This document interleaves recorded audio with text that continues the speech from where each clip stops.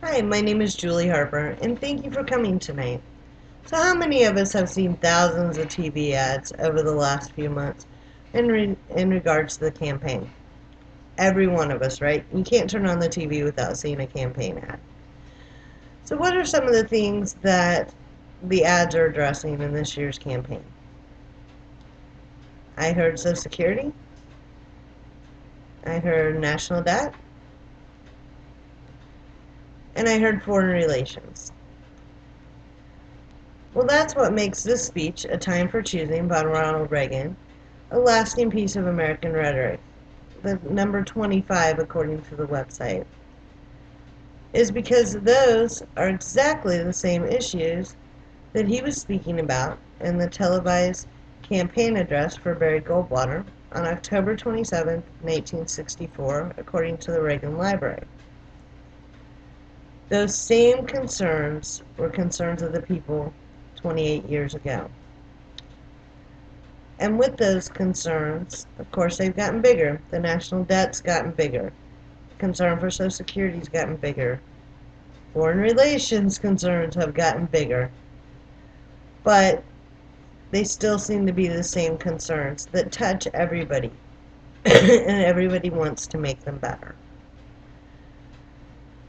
So, one thing I noticed that his entire audience this was a televised campaign address for Barry Goldwater. And so the audience was the entire American public, whoever wanted to tune in that night to the television and watch. Very similar to a campaign debate for this day and time. In this address, Mr. Reagan addressed the American public, showing how concerned Mr. Goldwater was for the American people. He told stories of how he'd flown veterans home for Christmas when there were no flights available and they were stuck in airports across the country. He told a story about how Mr. Goldwater sat on a friend's bed as they were dying during the middle of the campaign. He wanted to paint a picture that Mr. Goldwater was very concerned for the American public, and therefore generating that compassion for them, and that is why they should vote for him, because he was compassionate for them, and that he could make things better, the things that were in trouble. He also told a story about a Cuban refugee who escaped to the U.S., feeling very fortunate that he had some place to escape to.